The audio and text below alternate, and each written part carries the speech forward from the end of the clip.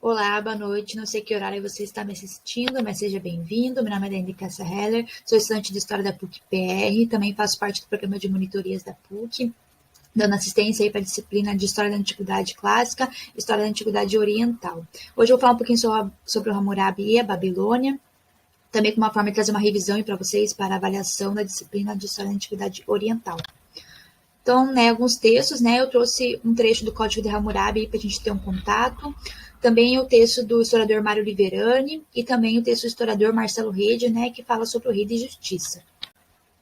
Então, para a gente compreender um pouquinho do contexto, eu vou falar sobre a centralização política por Hammurabi na Babilônia, que, segundo Liverani, se deu através de uma organização sociopolítica. Então, o Hammurabi, na verdade, ele foi um soberano que reforçou a posição do Estado, em diversas esferas, seja na jurídica, econômica, política, social, na administrativa e também na religiosa, tendo em vista que o Estado não era laico.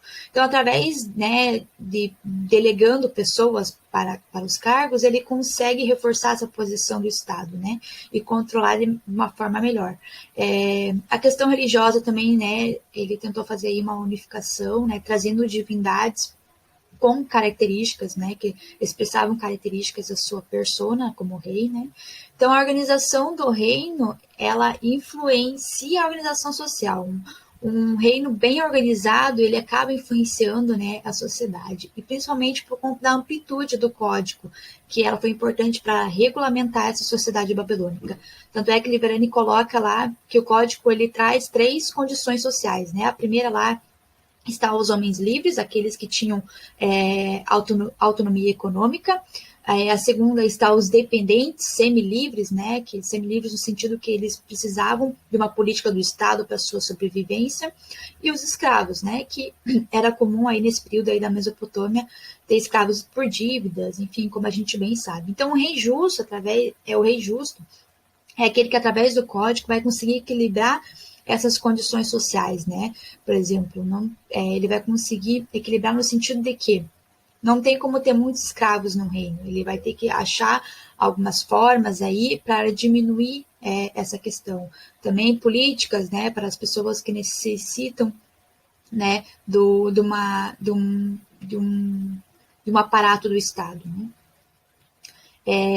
a justiça aqui a gente tem que olhar, a questão da justiça a gente tem que olhar com uma visão do contexto histórico daquela época, não tentar se afastar da visão que a gente tem atual, Então, analisando na prática, o que o trecho que eu selecionei fala, Então, para que o forte não oprima o fraco, para fazer justiça ao órfão e à viúva, para proclamar o direito do país em Babel, a cidade cuja cabeça de Yan e Elim levantaram na Isagisla, o templo cujos fundamentos são tão firmes como o céu e a terra, para proclamar as leis do país, para fazer direito aos oprimidos. Escrevi minhas preciosas palavras em minha estela e coloquei adiante de minha estátua de rei do direito.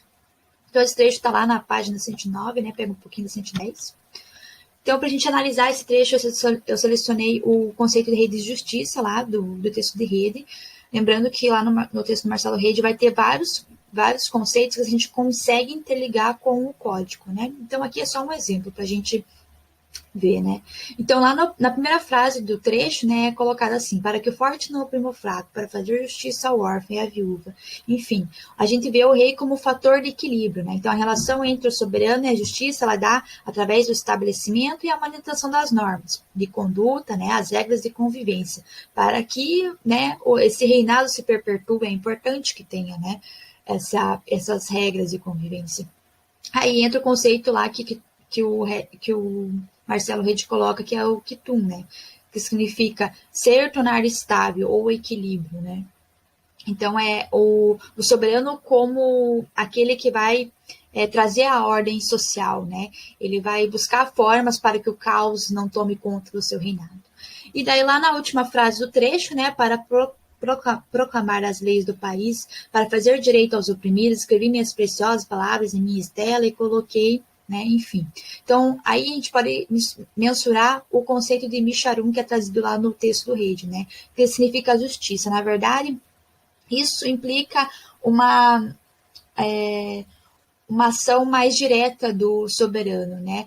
Uma ação que vai intervir aí na vida das pessoas aí da sociedade, né?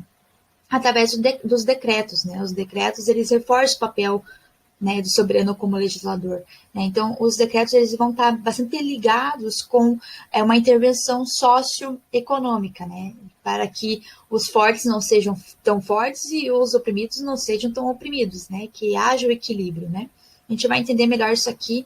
Eu vou comentar aqui mais um trecho, daí eu já vou explicar novamente. Então, como coloca Liverani, por ora, o rei da Babilônia consegue se apresentar e agir como um bom pai de seus súditos, como um rei justo e reto, em que a justiça não significa uma aplicação rígida da lei que possa, inclusive, causar danos, e sim a preocupação com um maior equilíbrio social. Para tanto, exige-se que o rei se preocupe particularmente com as camadas mais vulneráveis.